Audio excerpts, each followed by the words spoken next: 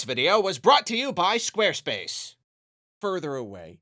Hello, my squishy, colorful friends, and welcome back to Spicy Take Salad, where we read and discuss your interesting video game opinions. To celebrate the launch of Splatoon Raiders this month, I thought it would be fun to do a special Splatoon-themed edition of the salad, so I asked my Patreon patrons and YouTube membership members for their spiciest Splatoon takes, and now we will look at them. Splatoon would be a better game overall if they fully removed the shooter class. All right. Yeah, okay, that's a pretty good start. That's pretty spicy. I definitely get where you're coming from. I know a lot of people feel that shooters have been kind of overemphasized or maybe even overtuned in the past. They're undoubtedly the least interesting class, even though that's the class that Nintendo has put the biggest emphasis on. Other weapons have more of a give and take. They specialize in something, but then you kind of lose something too. Shooters are super duper simple. It's really, it's point and shoot. And I definitely agree that Splatoon would be more interesting without shooters if you were forced to use one of these other more specialized weapons at all times. But Splatoon already differentiates itself from other shooters in so many ways. But you kind of reach a point, especially from the perspective of a company like Nintendo, you know, it's a very high budget game, a very important, very broadly appealing series. You reach a point where you have to balance creativity and innovation with approachability. There's a reason shooters exist. There's a reason they're kind of the default weapon. The biggest spotlight is put on them. It's because they're the easiest to just pick up and play with and understand intuitively. So it makes sense for that to kind of be the default. Most people kind of start there, and then they can branch out from there if they want to. I mean, it's a marketing thing. You don't want to make a decision about your game that is going to lose you sales. You don't want to alienate too much of the audience. I, for one, love Splatoon, but I am a very, very casual player. Dualies is about as weird as I'm willing to get. So I, for one, appreciate the approachability of the simpler weapons, but I liked to read the opinion, thank you. I think the franchise as a whole relies a bit too much on referencing previous games in the series, especially when it comes to the different idols. I might be able to see where you're coming from a little bit here, but I think I disagree too wholeheartedly. I know I'm always complaining about Nintendo and story, but I think in the cases where they are consistently delivering in the story, world building, character, lore department, I think that's often a really big reason why those series do as well as they do. I think people really do appreciate this stuff. And there's a lot to like about Splatoon, but I think people really, really do appreciate that consistent story. I think the industry could give us more sequels for more games more quickly without really innovating and iterating that much if they just deliver a consistent story. Like, we want to see what happens next. Splatoon 3 was kind of unnecessary on the Switch, and yet it was still a great game. I still played it. I still loved working through the story, seeing what was happening to the characters and seeing the new characters and how they fit into the world. It's the same thing again, but a little bit better, a little bit different, and just the next chapter. We're usually pretty happy. So I think it is only smart, only a good thing for Nintendo to be consistently telling this same story, having kind of an ongoing continuity. I think most people like it, and then from a business standpoint, that just encourages people to buy every chapter of this ongoing story, you know? So I completely disagree, but that just makes the take even spicier, and that's why we're here. While the soundtracks for the Splatoon games have always been amazing and generally some of the most consistently good music Nintendo has out there, period, the burbling noises used in the vocal tracks could stand to be replaced by actual vocals with real lyrics. That one's interesting because I think more objectively, I think there is at least a chance that you're right. But I personally definitely do not agree. We can't know for sure, but if we could somehow look into a parallel reality where these songs had regular old lyrics and we saw that as a result, they got a lot more attention, they were way more broadly appealing, people were listening on Spotify and they had these big hit music videos and stuff, that would not surprise me. You might actually be right that more people would like that, but personally, I would not like that one bit. I think the weird gurgly noises. That's kind of why I like the music so much. I like that these characters have their own whole language. I like that it's not English or Japanese or whatever. It just feels like a lot more immersive and creative to me, and then I'm not like judging the lyrics. I really do judge lyrics, I'll completely admit. I want it to be weird. I want it to be kind of alien and strange. It really does help the music have its own completely unique identity. Maybe Nintendo is leaving money on the table here. Maybe if they just made these songs regular old songs, they could have the next J-pop Vampire Survivors or whatever it's called on their hands. But give me gargling underwater fish sounds or give me death. Next take. Before we continue burning our mouths on video game opinions, a quick reminder that this video was brought to you by Squarespace. I'm a man of many opinions, and I wanted to make a website where I could recommend stuff to people. Problem is, I'd never made a website before, I do not know how to code, and yet, look at me now, I've got a perfect website, and it's all thanks to Squarespace. Their intuitive builder makes building websites just an absolute breeze. Anyone can do it. Formatting, embedding stuff, color schemes, backgrounds, all that, it's just like, it's nothing. It doesn't matter if you're putting together a casual blog like I did, or something professional for your business, a landing page, your storefront. It's all super duper easy. You can even pick a template and go from there if you want. That'll save you even more time. Making my site was easy, and creating content for it is just as easy. I draft up a bunch of posts all at the same time, paste in the text, throw in the links, gussy everything up a bit. Then I can save even more time by scheduling all these to post automatically at later dates. And when they do, they'll even generate social media posts for me. And Squarespace has got an awesome built-in suite of analytics, so I can always see how my site is doing. And if your site needs a little more juice, you need some extra features, Squarespace offers a whole bunch of powerful extensions. To try out Squarespace for yourself, head to squarespace.com for a free trial. Then when you're ready to launch, head to squarespace.com/Arlo to save 10% off your first website or domain. And now for today's recommendation. This Wallace and Gromit Zelda crossover animation. I genuinely thought I was done with this kind of like pop culture internet parody kind of thing, but darn it, they just did such an absurdly good job here. I don't know, it's perfect in every way. Thanks again to Squarespace. Now you may continue enjoying listening to a guy talk about opinions. Splatoon appeals to a narrow subset of the Nintendo fanbase and isn't worth the amount of attention and development it gets. I think it'd be cooler if the sequels were Splatoon takes on Metal Gear Solid or Tomb Raider instead of constantly iterating on the hero shooter formula the market feels saturated with right now.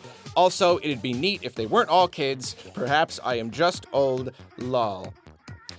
Okay, you cheated a little bit. That is 3 takes in 1, but I will address each one. I'm feeling generous today. On your second point, I do not agree that Splatoon sequels should be in other genres. However, I do agree that the Splatoon gameplay has so much potential that I would like to see way more spin-offs. Raiders is cool, but I would love to see way more experimentation here, way more usage of the entire Splatoon idea. There's just so much more stuff you could do with it, so many more potential spin-offs. I just would not replace the actual mainline games with those games because there is just still such a huge demand for the games as they are now. On the third point, they actually aren't all kids, and it's really funny because within this thread where I asked for these takes, official Arlo Stuff Discord and stream moderator Sharpedge, pictured here, posited that while funny, the whole Squid Kid marketing angle of the Wii U era was kind of a bad thing because it created and perpetuated this idea that these are a bunch of kids when they are not kids necessarily. I think they're probably pretty young on average, but I feel like most of the main characters are adults, and I guess I do agree with that idea because we are kind of seeing that represented here. The idea that they're like a bunch of cutesy kids when in reality they are a bunch of cutesy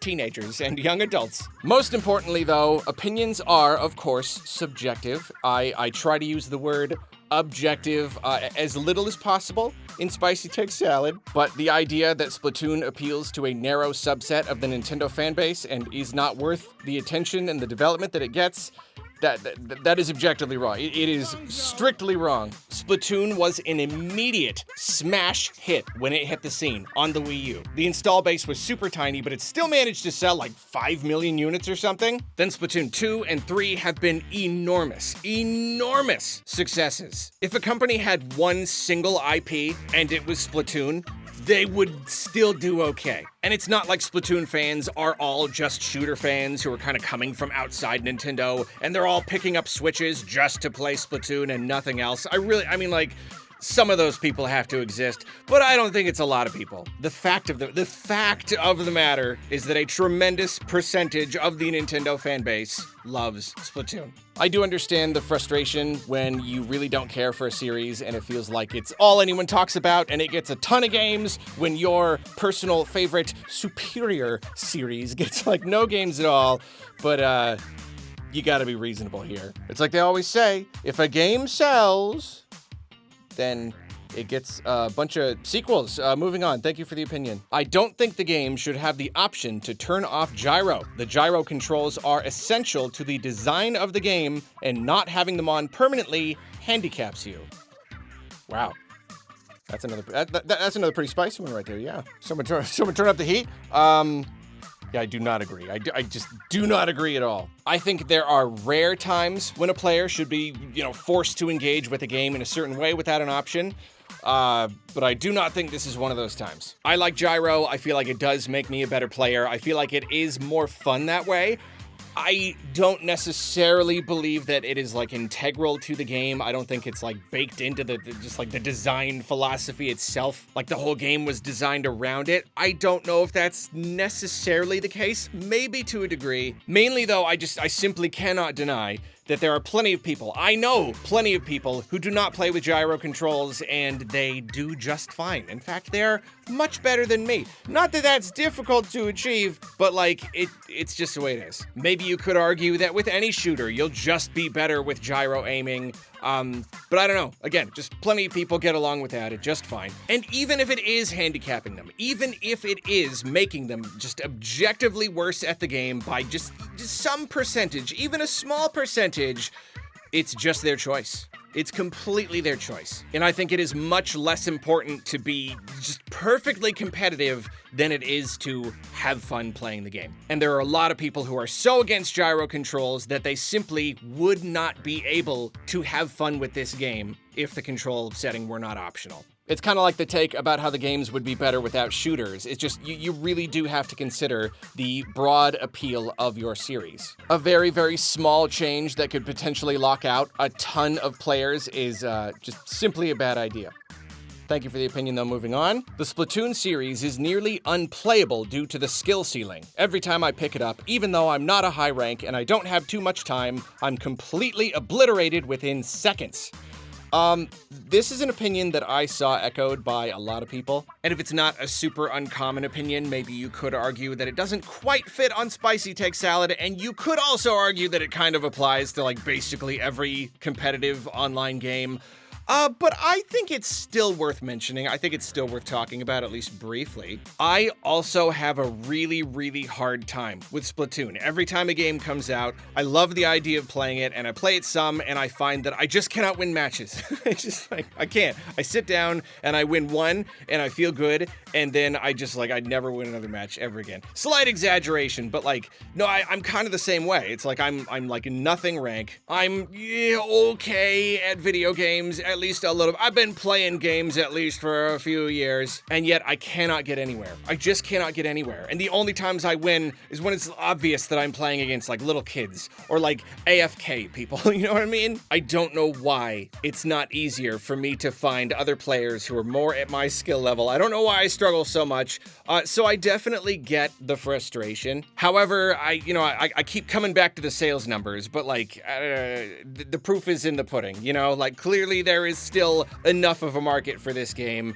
There are enough people for whom it is not unplayable, and often the high skill ceiling is a result of just having a really deep, mechanically complex game. There is just a lot of room for improvement there, and I can't necessarily say that's a bad thing. That is in fact what a lot of people are looking for in a competitive shooter. I just think it would be better if Nintendo could somehow come up with some sort of way for lower skill level people people to play together. I know like Turf War is kind of supposed to be the more casual mode, but yeah, like even there I have such a hard time. So I really don't know what the answer is here. Better matchmaking or I don't know, like maybe there isn't even an answer. Maybe there just isn't one. Maybe this is just gonna be a problem with any competitive online game, and it's just something that we gotta deal with. If you can't put in the time to get better, you're just not gonna do well. I don't know. So I absolutely get it. I do not agree with the idea that it is nearly unplayable, because again, it clearly sells very well anyway, but yeah, I get it. I get it. I miss when the news section at the beginning wasn't optional. Yes, I found it annoying when I was forced, and yes, I skipped it every time, but it cost me getting to know the new idols in Splatoon 3. I need Nintendo to force me to like them. I really like this. I really like this opinion. I don't think I necessarily agree, but I really like the conversation that it brings up. We again come back to the options argument, and I think it's really, really interesting how sometimes you can have something in a game where you're like, I absolutely want the game to be this way, even though I recognize that it is kind of removing something from the experience. Like, I've gained convenience, and yet I have lost some little spark of magic. I get where you're coming from. It is annoying to have to watch the news thing every single time. It is objectively better to let the player skip it. And yet, there you go. You're saying like, yeah, but like, I just don't care about these people as much this time. I really do think it's very fascinating. We see this with so many features and concepts across so many series. And it's the whole idea where players will optimize the fun out of games if you give them a chance. We like convenience. We like to speed things up. We like options, but then sometimes you really do have to make those hard decisions and kind of force a player to eat their vegetables, essentially, in order for them to get out of the art what you are intending for them to get out of just the whole artistic experience, you know? So this is another one where I think it probably is best to give players the option, but I just completely get where you're coming from. Like, I totally get it. And you could maybe argue that Nintendo just needs to find other ways to expose us to these characters. And like, they're already in the story and everything, but I think the news segments in particular, they're so effective because they are regular. We are regularly exposed to these characters, and that kind of builds almost a rapport or something in our minds. What's the word? Just like a familiarity. It endears us to them. Which way around does that go? I don't remember. Whatever. You get what I'm saying. So thank you for that one. Thank you for that opinion. I can disagree with an opinion, and it can still be a good opinion. Get ready for this one. Oh, okay. I'm ready. I think Splatoon Side Order, the roguelike DLC, is a more enjoyable game than all three mainline Splatoon games combined. Did they just say that? Did they just say that? But seriously though, folks, I'll admit this one is like, it's a little bit silly. It's a little bit lighthearted. Like, clearly, the side order format just meshes with you a lot better. And I totally get that. Like, the gameplay of Splatoon is so fun, you just kinda gotta package it the right way. And I'm the same way with Salmon Run. I love the core gameplay, but I'm not a PvP guy, so then you take it and you put it into a PvE co-op kind of thing, and then I'm there. And I think it's a similar situation with you. PvE, roguelite format, it just works a lot better for you, and therefore it feels a lot more fun than all of the rest of the content together. And even if most people probably would not agree, I myself, I loved Side Order, but I also would not agree that it's better than everything else combined, but I do completely get where you're coming from, and I think this once more highlights how Splatoon has so much potential, how that core gameplay is so fun, and there is so much more that Nintendo could do with it. You package it in all these different ways, and you have these very, very similar, but then also kind of wildly different experiences that are going to appeal to a lot of different people differently. I'm sure this person exists, but I have yet to find the person who believes the core gameplay is not super fun. Like, it really just is. And you could plug that into so many different shooter subgenres. You could do so many different things with it. Raiders is great, but like, let's get even weirder, you know? Let's spin off even harder in weirder, wilder directions. So yeah, I do not necessarily feel the same way you do, precisely, but I get where you're coming from, and I appreciate you. Splatoon is Nintendo's worst original IP. No. Hard disagree. No. Nintendo's worst original IP is Mario. That's it for this edition of Spicy Take Salad. Many thanks to everyone who submitted their takes, and extra crazy explodo thanks to all of my Patreon patrons and YouTube members. You are all precious, precious angels. If you want to check out Splatoon Raiders for yourself or learn more, hit the link down in the description of this video. Thanks again to Nintendo for that's a lie. This video is not sponsored by Nintendo at all. This is not true. Could be. Just like hypothetically, could be. I'm just saying could be. If they wanted to. I don't know. I'd talk about it. I don't know. Like, just email me or call me or something. I don't know. That's what I'm saying.